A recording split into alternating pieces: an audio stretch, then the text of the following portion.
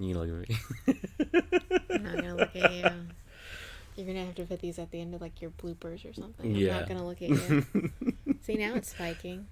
Because I'm laughing.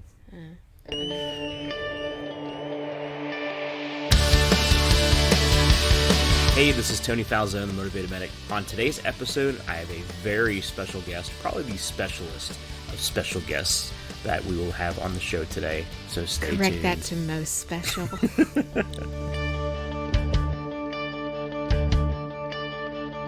Hey, thank you so much for joining us today on the Motivated Medic podcast. Today's a very special episode, and one that I've been wanting to do since the beginning of the year, actually probably since about December or so. And since getting back to the podcast, it's just been kind of that burning desire to get this person on the podcast, since she's in every other part of my life for obvious reasons. But so the special guest is none other than my beautiful wife. Hi. So Dana and I have been married for 14 years in August, and she has been with me on this entire journey of EMS, of being a first responder, all the way from when I was an EMT basic to being in the fire service, through all of my medic schooling and the entire venture and education with going to get my flight paramedic, my FPC, and everything else that entailed, my ER experience, everything. She's been there through it all. So it's only fitting that I have her on as a special guest on the podcast, and we're gonna be doing more of these in the future, not just with Dana, but with other guests as well. But she is the most special that I will have on this podcast, hands down. So Dana, welcome to the podcast, babe. Well, thanks for having me. So you just started a venture as the Confessions of a Medic's Wife, which if those of you are listening, if you do the @ Confessions of a Medic's Wife for Facebook, Instagram, and Twitter, and confessionsofamedicswife.com, that's her website, you'll find all the blog posts and information and social media posts on there. So just a little plug for that. But so you've been thinking about this blog post for about a year now? Yeah, doing a blog for about a year. Yeah, thinking about it, toying with the idea. Kind of pushed it to the back of my mind because when it came up, we were in crisis mode as far as like I had lost my job and we were trying to figure out like, okay, what are we going to do? And I just had the idea in the back of my mind and I was like, no, this isn't the right time. Like I need to do something that's going to bring in income for my lost income. And, not that blogging was like a source of income at that point, because it was just a thought in my head of just getting my ideas and thoughts on paper or the internet, I guess, instead of paper. But just, yeah. And I didn't really know where to start, to be honest with you, as far as like at that point in time a year ago. Like I had no idea where to start. It was just like, oh, maybe you should do a blog. And then you're just kind of like, well, what do I do a blog about? I have no idea. So for those that haven't seen your blog yet, tell us what's the purpose of the blog, and what's your goal, what's your mission for it? It's reaching out to first responder families, whether it's spouses, significant others, parents, the kids of first responders. Just reaching out to them and connecting with them and letting them know that they're not alone in this journey, because it's tough being a first responder's spouse, let alone part of his first responder family. I know our kids, there are times where they're like, oh, Dad, you have to go to work again. Our 5-year-old especially is like that. He was just at work. So yeah, it's just kind of reaching out to them, connecting with them, letting them know that it's okay to have the thought of, he missed another event, or okay to, be frustrated at the schedule. Because we do have those frustrations. It's only human to have those frustrations. So it's just letting them know and encouraging them to um, keep going. Yeah, and that's definitely it definitely plays a big part, especially now, with priorities being realigned and things improved to where they are now compared to where they were when you had lost your job. There's a lot of challenges there because I was still actively going for a flight position, between getting the experience and the education, and my focus wasn't, it wasn't where it should have been, quite frankly. Yeah, we had the education side of it, and there's stuff I had to do, but I talked about this on the podcast before, how I really just kind of put you guys on the side, and it's like, okay, yeah, my family's there, I just need to do this, and completely, or almost completely, disregarded my family during that time. And I know that was definitely a sore spot, in which we've obviously talked about and gone over, and since have really come together on things and have mended those bridges, so to speak. But it definitely put you, as the spouse of a very busy paramedic at the time. Um, Yeah, I would put it up there in the year of that you went through paramedic school, because that was yeah, probably that was tough. our craziest year of marriage. Like, Yeah, yeah, even we had what, Danny was, she was a baby at the time, so she was yeah, 6 months old. yeah. We had bought a house, Yep, brand new job. brand 'Cause new that's when I job. transitioned Yeah, from. you were in medic school full time, so that was a full time job with all the clinicals you still had Yeah, to actually, it was do. a brand new job for you that Yeah, year. and I had a brand Yeah. new job too. So I was working for the full time for the first time in our marriage, I think, because I had Mm-hmm. been at home with the kids, three at the time. Leading We up to have that. we have five now. Yeah. So And yes, we do know how that happens.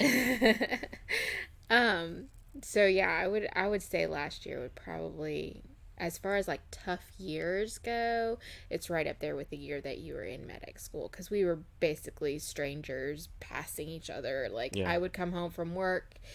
I worked in a high school at the time. I'd get home at like 3 o'clock in the afternoon, and you were on night shift at the time, so you'd have Mm-hmm. about 2 hour window where we'd see each other, hang out as a family, and then you'd go to work. And a lot Or, of it was I would bring the kids to you while you were at oh school. yeah, like We if would swap he, vehicles, and oh then yeah, it was so crazy. If yeah, he would that's how get much of off. it you pushed out of your I mind. know, I know. If you would get off a 24 hour, you were on a 24/12 rotation, I Mm-hmm. think, at that point on the ambulance, Yeah. and he'd get off at No, 20. it was 24/48, but we did the swaps Yeah. for class. Yeah. Yes. So he would get off a 24-hour shift. He would meet me at the school. I'd load the kids up into the car because I worked 45 minutes from home. The kids and I would drive down to the school, meet in the school parking lot. We'd swap cars. He'd drive home with the kids, and I'd work, and then I'd meet him at home, and then he would turn around and go to school, come back Yeah. down 45 minutes to go to school after I got home to do Yeah. class and stuff. So, yeah, it was a really, really crazy time in our lives. And that was with 3 kids. So last year we had 4. Our youngest was born in this past July. So last year, on top of all the craziness of you getting a flight job, You being in a new and position. me working from home, Yeah, which was like a very new dynamic. very new dynamic, and a new baby, it just, like, it was a crazy, it was a lot, it was really a lot. Not to mention, adding, my dad's now on hospice, and that's definitely been a stressor. Yeah, He's been on hospice since, I think, what, July or August? I think it was January. I think it was close to January. Was it that early? Yeah, I think it was. I want to say it was like January, February of last either year. way, it's I don't know. the cumulative stress, of, with my career, and then the world's clashing of our family and your job, and our own families. And it's, it's a lot. And not to say every single first responder family has all of these moving parts going on, but there are those that do. I know, obviously I'm a huge supporter of Echo, and helped with the Rotor Watch podcast and things of that nature. And one of Echo's main missions is also to support the families of the flight crews. And I know they're still working with that, and really trying to get that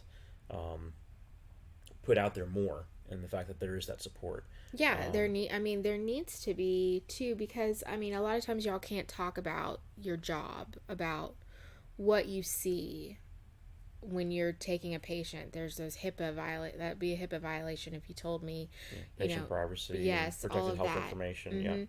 Yeah, you can't necessarily talk about it. You can say, oh, I had a rough call, there's this, rough patient that we just dealt with. I'm not sure if I made the right choices, or if we did the right things, or if they're going to make it. But you can't give me any other details than that as to what happened or what's going on. And it's like you have to carry this burden on your shoulder of not being able to really talk about what you deal with as a medic.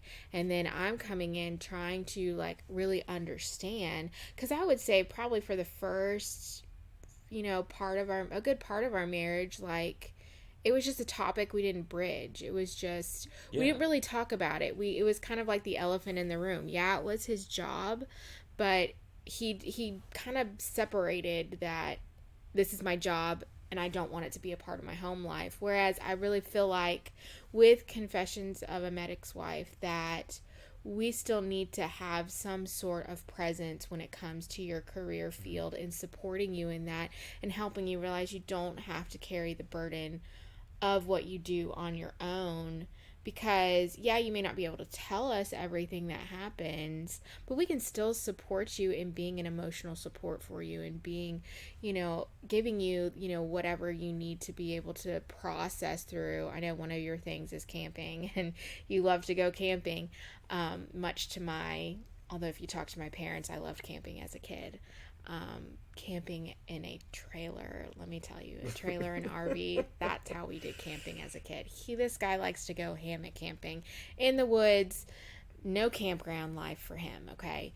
So you want to go. That is my campground. I know, that is your campground. I want to go where there's a park there for the kids to play, a pool, the lake, something like that, where everything's already it's a little mini town there or something.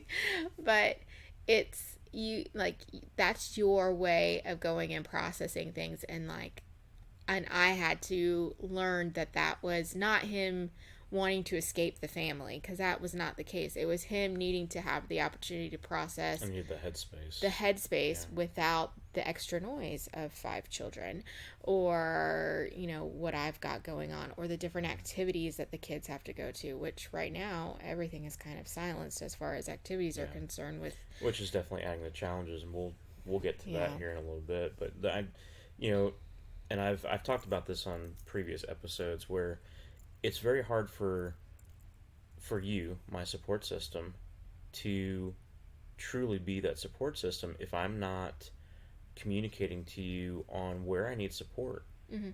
I think for the majority of, honestly, the majority of our marriage, I started out with, compartmentalizing what I did. Mm-hmm. And initially it was just to protect, but that very quickly morphed into, it was almost like a separate life, which was not healthy. No. Because for one, if when I did have a rough call, and I had several of them, you didn't know how to respond. Mm-mm. And I had this expectation in my mind of how I was expecting you or hoping you would respond, and my expectations were always missed because of my expectations, first and foremost, but the fact that I was not being a good communicator leading up to that of, if this happens, this is what I need. Right. And it wasn't even necessarily a call too. I remember when your former partner was in an ambulance accident, and it was actually a shift that you were supposed to be on. You had given the shift away because you were going to be out of town and you were returning, and you called me that morning and you It was were my like, birthday. yeah, it was your birthday. You called me that morning and said that your partner was in an accident. It was your ambulance and you weren't sure how everybody was. You just know Yeah. that there was an ambulance accident and There it was was and yours. there was a fatality in it, and There that's all was. public and Yeah. everything. And so even then I really didn't know how to support you because it was the thought of, Kind of the survivor's guilt type yeah, of the thing. survivor's guilt Yeah. thing. Like, I was supposed to be in that, you're thinking I was supposed to be in that ambulance. That was supposed to be me, not the person who took my shift that I gave away, Yeah. not just my partner. And then thinking about, well, I know my partner really well. I should have been able to see the signs of, maybe she shouldn't have been working, or maybe she was too tired, or the what if scenarios, like kind of living in the land of what if, as to what maybe you could have prevented the accident. I know you went down that road too. So I didn't really know at that point in time necessarily how to support you. I remember we had like a really big argument about it because you had the expectation of what you wanted out of me, and I just didn't know. And Yeah. You didn't know how to respond. I didn't know how to respond. And there's not really any education out there for those of us who are first responder spouses, or a first part of a first responder family, or just that support system. There's not really any type of someone to say, hey, this is what to expect when you're married or dating or with a first responder. Like, there's no, Yeah.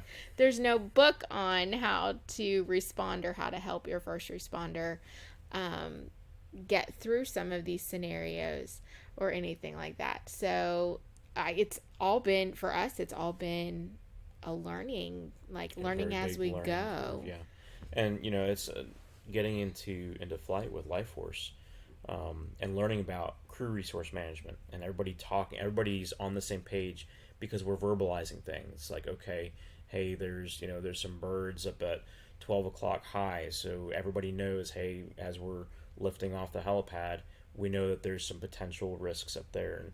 And I'll never forget, after my first few flights, I'm driving down the road and I'm seeing birds, and I'm like, oh, there's birds over there, and just kind of the thought process that changed in my awareness of the risks and the things that were going on, and it really helped me change, as I started to reprioritize our family and my Mm-hmm. career and put things in the right place. I started to see much more clearly the risks and the things that I needed to point out, Mm-hmm. and the things that I needed to talk about, with you, Yeah. and not to you, but talking about, and bringing up things in the conversation, even things from the standpoint of educating you in what I do. Mm-hmm. For the longest time, you didn't know that I could intubate a patient. You didn't Nope. know that I could give medications to sedate and paralyze. There was a Yeah. lot of stuff that A lot you of didn't stuff know, that I simply didn't because know. I didn't open up my big mouth and tell you.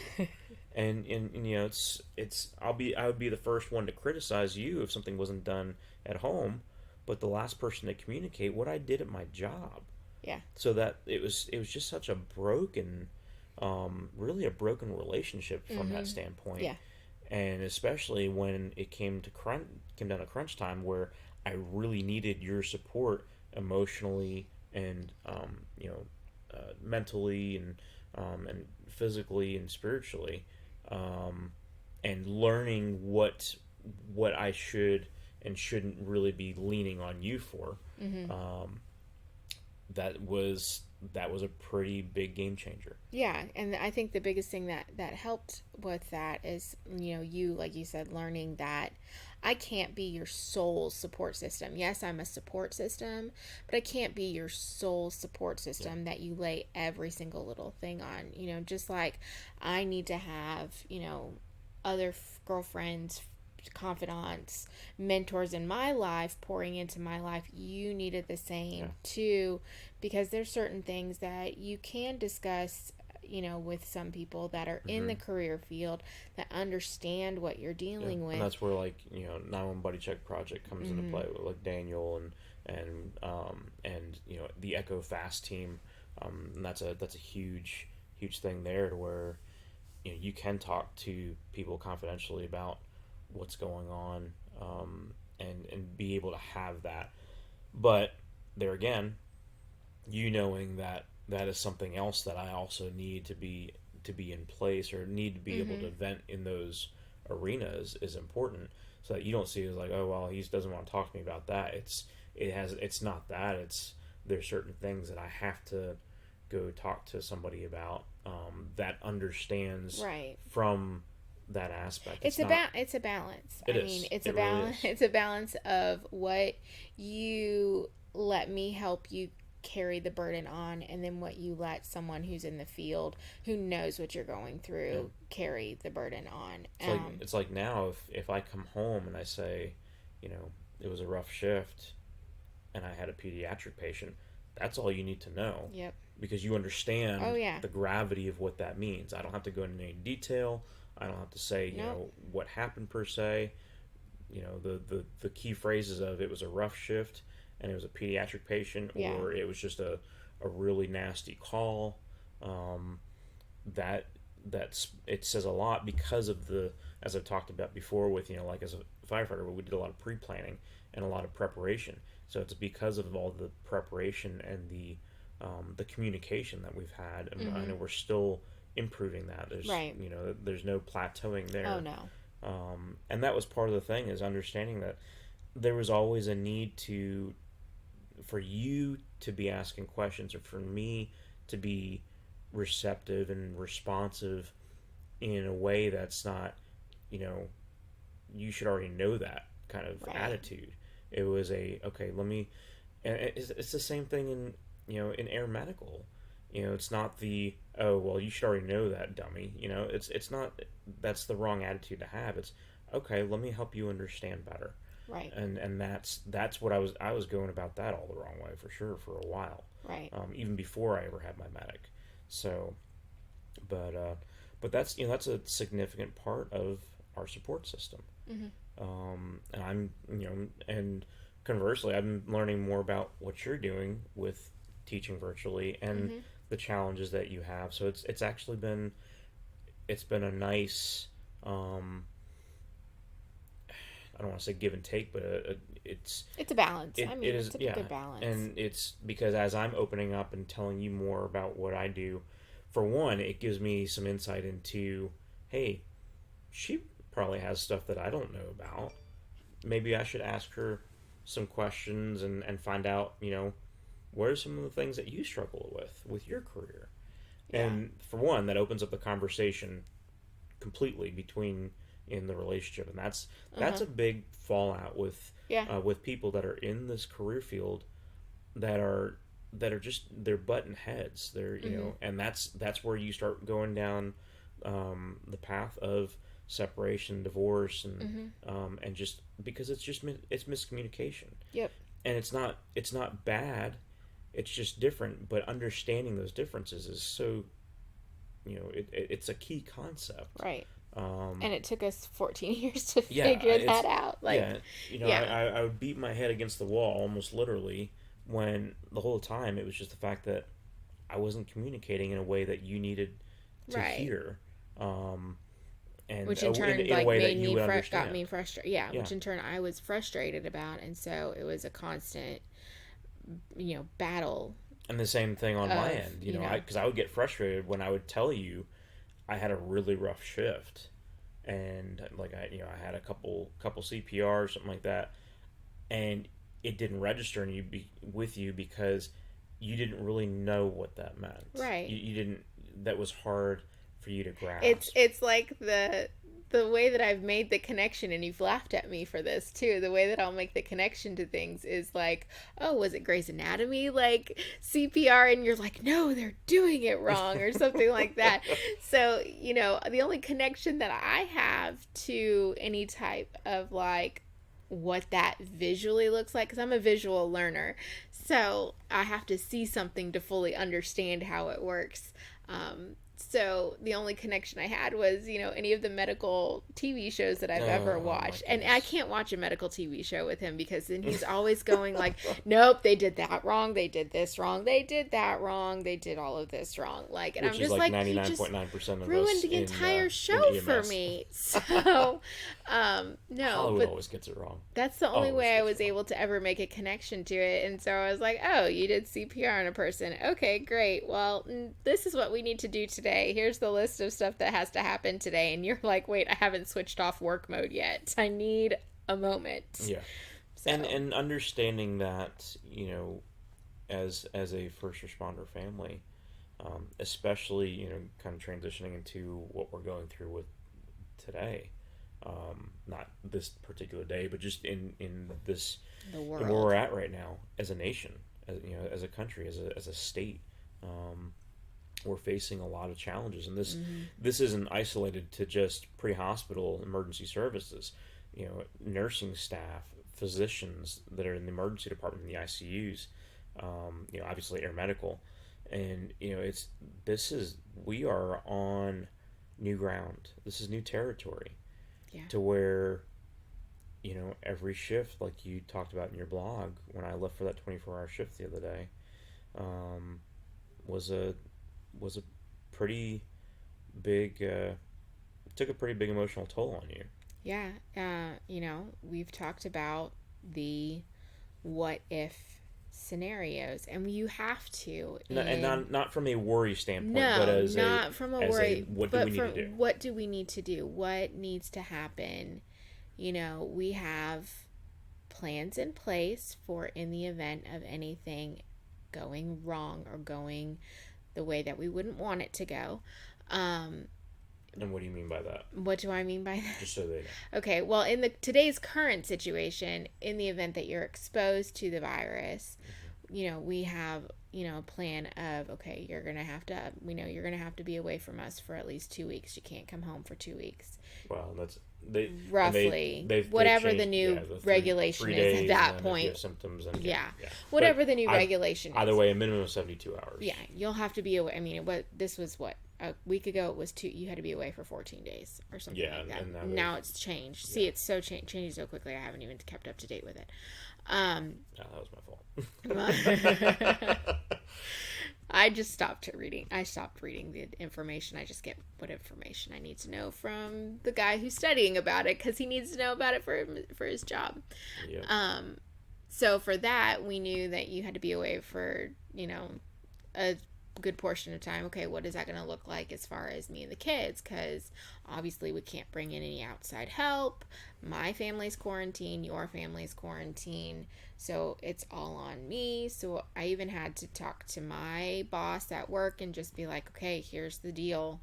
I'm just giving you a heads up. And they fortunately were very supportive and flexible, and completely understood in the event that happened. So having a plan helps alleviate the, oh my gosh, I forgot something, or the, oh my gosh, I can't believe this is happening to me. Yeah, because it's already a stressful event as it is. Right. The fact that, if I get exposed to a known COVID patient, something happens to my PPE, whatever it is, and I get exposed, that's already a stressful event. Right. Not to mention whatever quarantine would have to be put in place, and like you said, it's changing every day. Yeah. PPE, that's kind of been a more consistent thing lately as far as what we need to be doing, but it's there's a lot there that it's already stressful, and if you don't have a plan, that just compounds the stress. Right. I even think that your ambulance accident, not your ambulance accident, but you know what I mean. Yeah.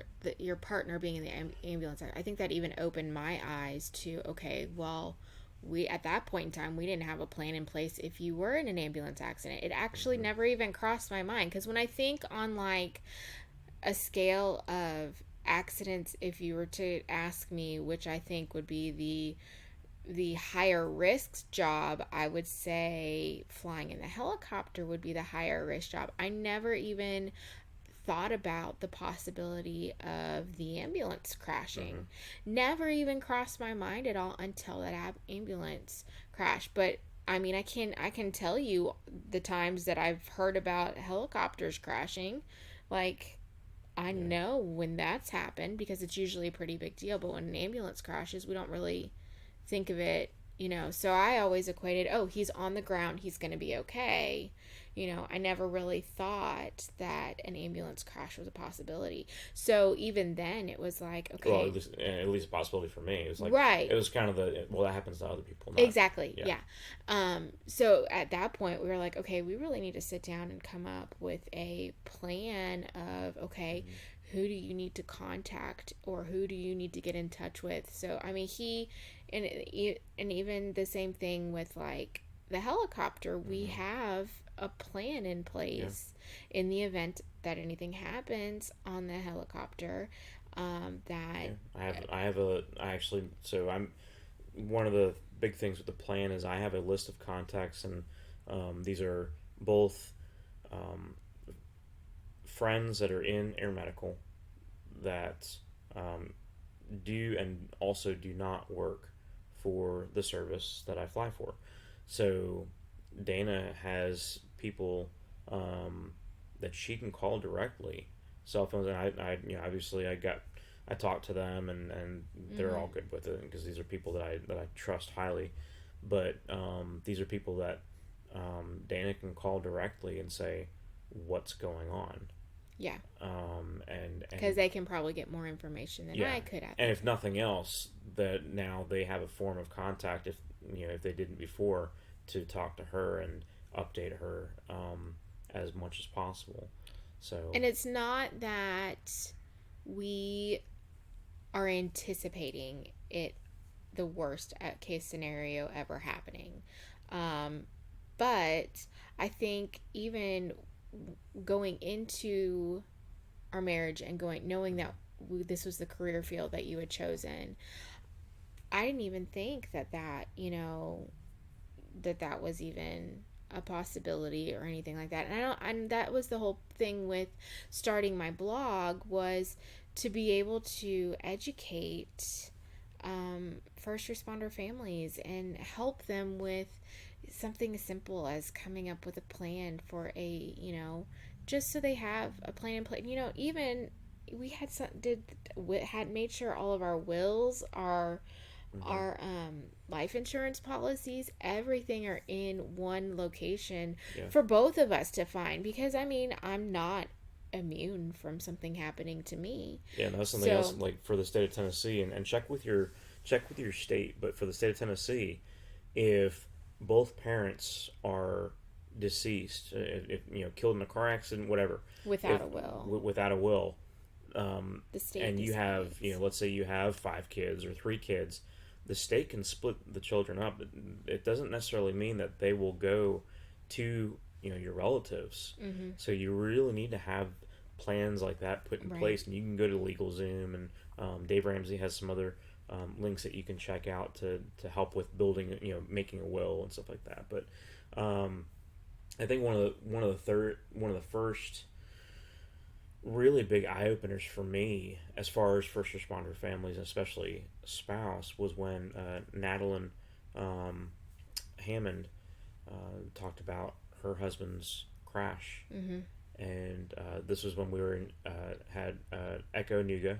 It was Echo's conference in Chattanooga, and John Kaminsky and Natalie and we sat down at a table and discussed the challenges that she went through, and there wasn't a dry eye in that conference room when we went through that podcast interview. It was rough Mm-hmm. because of a lot of the problems that she encountered, and then she also talked about some positive things of what went on there. But it opened my eyes in a way of the need to have something in place for Mm-hmm. the families of those of us that are on the front lines with us, because the fact of the matter, ladies and gentlemen, is you don't know if your next shift is going to be your last shift. None of us are guaranteed tomorrow. None of us are guaranteed our next breath. Yeah. So it's always important to have a plan. And I started my blog, a month ago?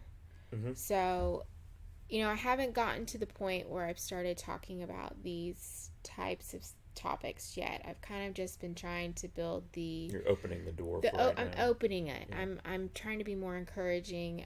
I feel like more of it's an outlet for myself right now Mm-hmm. because I'll be honest, being home 24/7 can be a little um drive me a little crazy sometimes. A little stir crazy. Yeah, a little stir crazy. The walls kind of feel like they're closing in at times in the house. But uh, a lot of it's just being able to be, encourage myself, but also, while encouraging myself, encouraging others to, yes, this is a hard time right now. Yes, we're having to have some tough conversations with our spouses, with our kids. I mean, even our 5-year-old, he knows what the coronavirus is.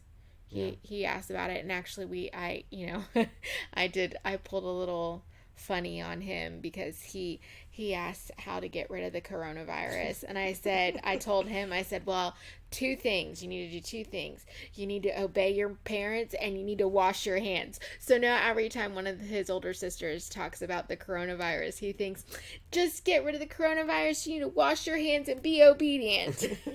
I call that a parenting win right there. Baby steps.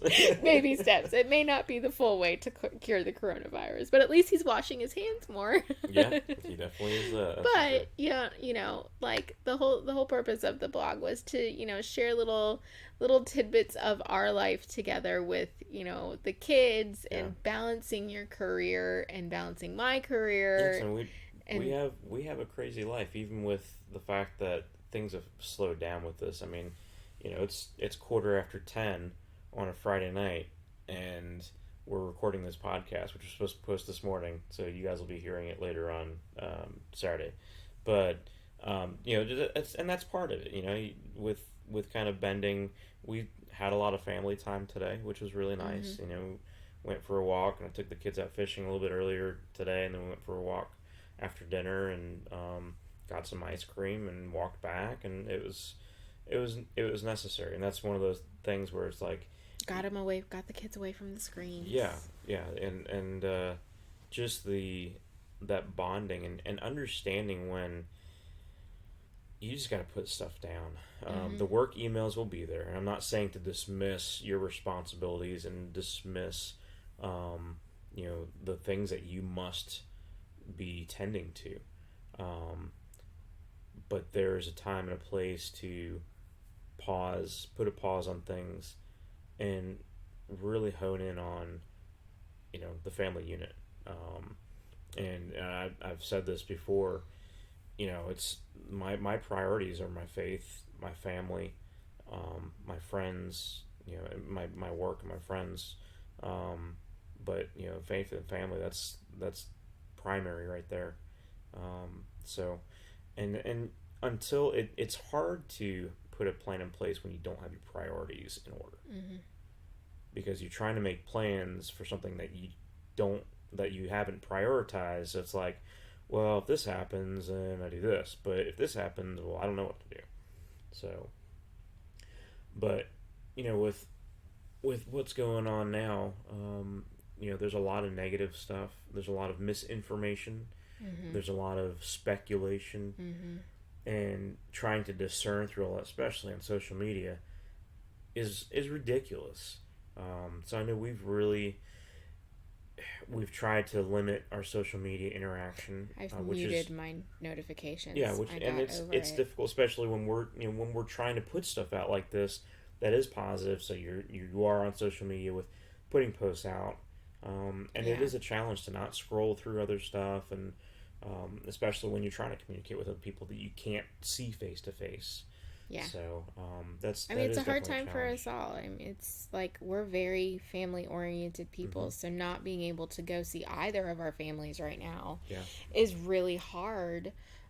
Because that's something we thrive on. I know, we get together. Typically, we would get together every Sunday afternoon with your parents, and typically we see my family, a couple times a month, getting together, doing things and activities. And I keep thinking Easter's coming up here in a week, and it's like, well, there's not going to be any Easter dresses or going to Easter services, or the kids love to do my mom does an Easter egg hunt for them in her yard. There's Yeah. not going to be that this year. So I keep telling the kids we're just going to do one big giant celebration when we're done with quarantine. But Which we don't, and which we the don't know when yeah, that's going to be. And that's that's the the hard hardest. part. I Yeah. think that's the hard part of it all is like, you know, okay, we've been in the house for 3 weeks now, doing this quarantine thing for Yeah. 3 weeks now. And it's obviously it's more When's stringent the two now. weeks over? Yeah. The math's not adding up, and I'm a math teacher. So just it's tough, and especially when you hear, because it's not awful where we're at right now, but other places it is Yeah. really, really bad. You And look at New really, York yeah. and even Atlanta. I mean, Atlanta's become a hotbed for a lot of cases. There have been some recent cases close to where I work, Mm-hmm. and it's what do a lot of critical care and air medical services doing right now? We're transporting these patients Mm-hmm. for the ones that have been approved for transport. So it's I know that's a big challenge for you on the home front of you know trying not to worry versus being prepared. Right. And there is a big challenge there, and there's a fine line that Right. can be easily crossed. And the only thing that helps me is remembering that I'm not the one that's in control. I can't control me worrying about whether the pilot's ready to fly, whether the patient's not going to cough on you, whether, me worrying about that, it's not going to change the circumstances. It's not. Yeah. I have to remember that I'm not the one that's in control. And I have to put my trust in the one that is in control and trust that he has a plan for all of this and a purpose, even if I can't see it. Because I'm going to tell you, it's hard to see a plan and purpose right now. Yeah. It definitely is. And that's the big game changer there is the fact that we can only control the things that we can control. I can control my attitude Yeah, about it. attitude, reaction. We can control our preparedness. Mm-hmm. But there's a lot of things that are way outside of our control that we can't get all hot and bothered about because, for one, it'll drive us crazy. Right. But two, it adds so much more stress to when it's like, no, I'm not gonna worry about it. No, and it makes things easier for the kids too if I'm not worked up or stressed out about it, because they're already stressed out about the fact that they're learning in a new environment. They're doing school a different way right now. So that's kind of this. We'd finished our first week of distance learning, and it was a little bit stressful for the first week as we're trying to navigate this with them.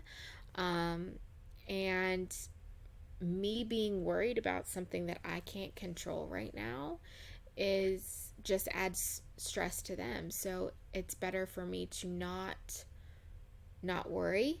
And let me put that, me not worrying doesn't mean I don't care or I don't have concern about what's going on, because I do care. I do have concern. We're taking all the necessary precautions. We're following all the guidelines that we're being told to follow. It just means that I'm not dwelling on it 100% of the time. It means that I'm still focusing on the kids and helping them with what they need to do, making sure that they are still getting outside and getting to be kids during this time. Because let's face it, when in their lifetime are they going to have another opportunity where it's April and they're typically in school right now? Yeah. Like, when they can just go outside and play outside in the yard and still be kids. They're not going to have another opportunity like this. And we're trying to find the positives in it rather than focus on all the negative that's going on, because that's what media and the world around us is really focusing on, is the negative, all the negative. Oh, the virus has tripled. There's every day it's more negative. We're not it's not seeing dismissing a lot the facts. It's acknowledging those facts, but understanding that if we focus solely on those facts, we're not going to get past it. Right. And as first, And we as need that yeah, positive we do. attitude And in order to get past as a this. first responder family, no matter what the crisis is, because there's always going to be another crisis. Yep. There's all after this, it's going to be something else. There's always going to be another crisis. It's always remembering to still see the positive in the negative situations, because that's what you have to do to keep going in your career Yeah. field, is still seeing the positives in negative situations, because you've had some calls that you've gone on where, yeah, it was an awful call, but that patient survived. Yeah. So positives came out of that call. So to survive in this career field as a first responder spouse, family member, significant other, you have to help your first responders still see the positive. They got into the career field for a reason, whether it was to help other people, um, and sometimes they can lose sight of why they got into the career field. Yeah. And it's our job to help them continue to see why they love what they do, and help them to see the positive and the positive difference that they're making in the world, because that's what you're doing. Yeah. And that's the whole, one of the main points of this podcast is to remind you that, that you're making a difference, you're making an impact. And especially in the ground side of things, the majority of the time you don't always get to see what happens with that patient. You drop them off in the ER, you know that, okay, maybe they went to the OR or the ICU, but a lot of times you don't get to see, and you don't get closure from those calls, and that can really eat at you if you let it. So if you focus on those small wins, on CPR where you got ROSC, or on a kid that wasn't as badly hurt as you thought based on the call information you got.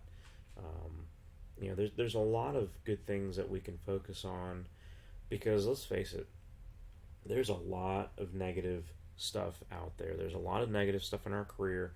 Everything from reimbursement issues to lack of supplies to lack of PPE. I mean, some of the stuff which 6 months ago was like, oh yeah, didn't even think twice about it, and now it's like, man, we're fighting for N95 masks and gloves. I mean, stuff that's basic, but stuff that there's some organizations and agencies out there that have little or maybe even nothing.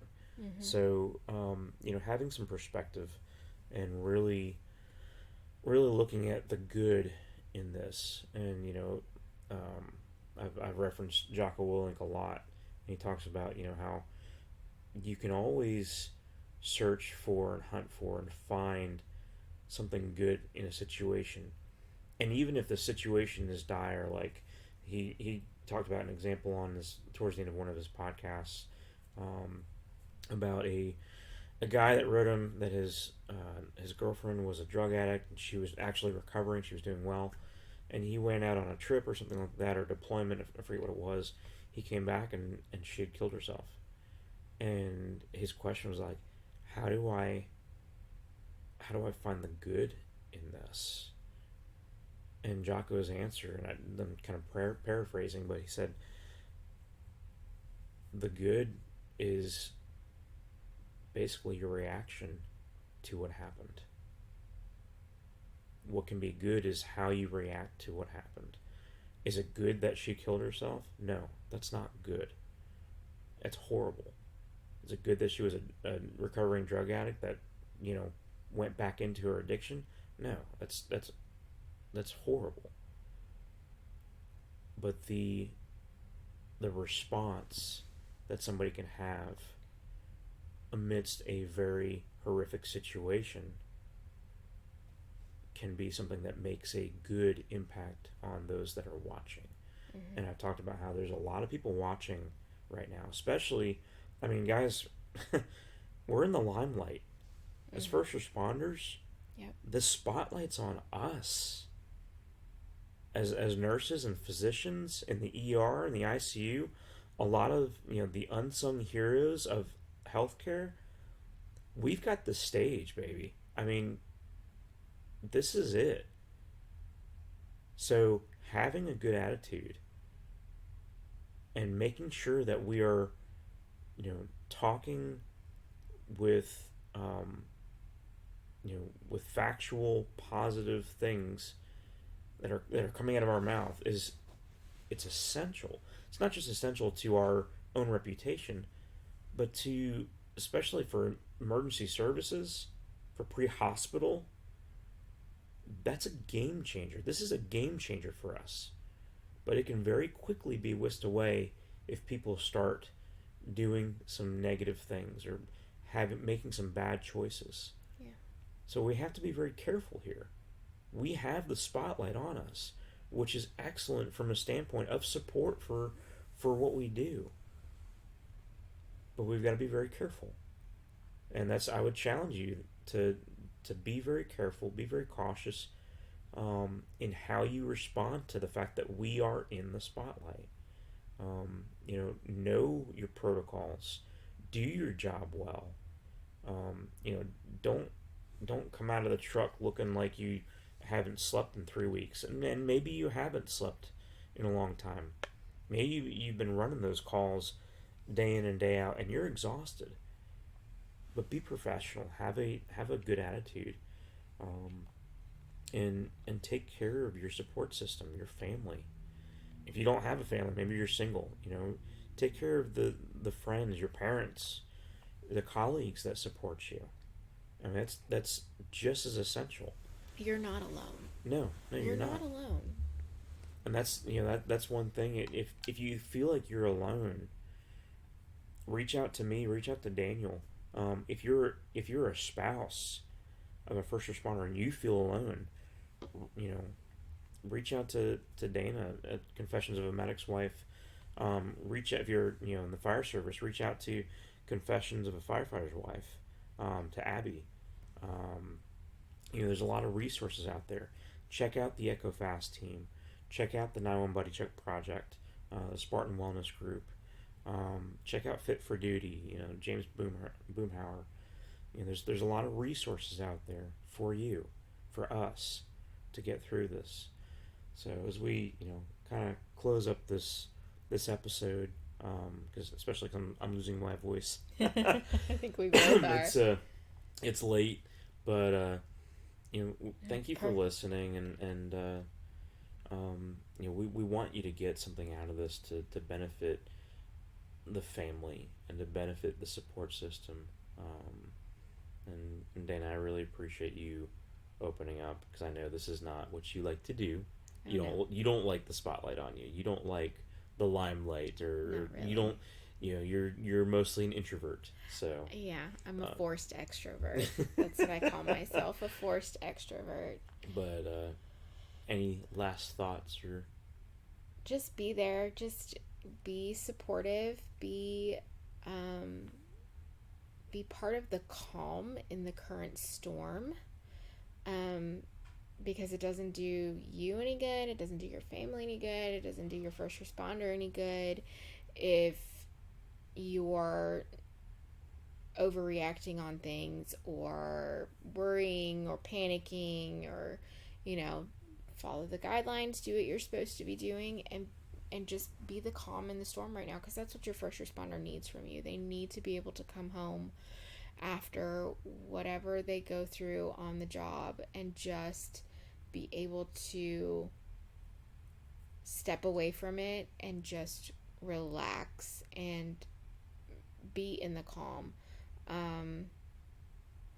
Because I know there's times where, like I said, we're go usually, mm-hmm. and right now we're not. Yeah. So this is the perfect opportunity to just practice that calm and make that environment that you're in outside of their job just a space where they can relax, where you can relax together, where you can have conversations together, and really open up those lines of communication, because that's really the only way that you can support each other, is making sure that line of communication is always open.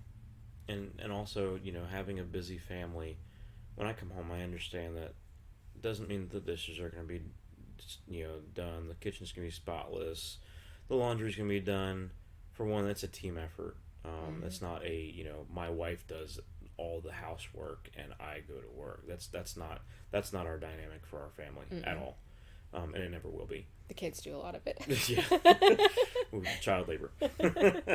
But, when I come home, I understand that, okay, there's going to be things that just aren't done. That's life. But I also come home knowing that Dana knows that if I've had a rough shift, and I communicate that to her, and that's key, guys, ladies and gentlemen, is communicating to your spouse or your significant other or your family that it's been a rough shift. You can't assume that I can read your mind. And even though we're married for almost 14 years and she can tell a lot by my body language, I still need to verbalize it. Mm-hmm. It's the same thing in the helicopter and the ambulance. If you assume things, that's when bad goes to worse. You've got to verbalize it. You have to communicate it. Even if you're exhausted and you don't really want to talk, communicate something. Just give them an idea. Let them know, for one, that they're not the problem, that they're not the reason why you're upset. Or if they are, you got to talk about it. But, coming home from these long shifts that you potentially may be coming home from, where you're on your feet all the time in the ICU or in the ER, or you transported 10 patients in 12 hours on the truck, or you've had 4 or 5 transfers via air medical if you're in HEMS, especially in the city areas, New York, Boston, Philly, LA, Seattle, some of these very busy areas. Have some level of understanding when you come home that things just aren't going to be all nice and neat and tidy. And if they are, that's awesome. But come home with the understanding that, it's nice to come home. Yeah. It doesn't have to be perfect for it to be home. Right. And that's something that I had to get past and understand that, my wife is awesome. She's not perfect. Just like I'm not perfect. And she can't do every single little thing when she's got 5 little people that are trying to run the house for her. Yes. And there's some days where it's like she did good just to make sure they have somewhat matching clothes and everybody got fed. The clothes may be matching, but the socks the socks will never. The socks will never be matching. I've given up on that one. But be supportive of your support system and communicate, and be understanding from both ends, from both sides of it. So, but thank you for joining us. Stay safe. Be savvy. Be a motivated individual. Wash your hands. Be obedient. Be obedient. Wash your hands. Look out for each other. Look out for your support system. And until next time, this is a Motivated Medic and Confessions of a Medic's Wife signing out. The following has been a Motivated Medic production. For more information, look up Motivated Medic on Facebook, Twitter, and Instagram, or go to motivatedmedic.com.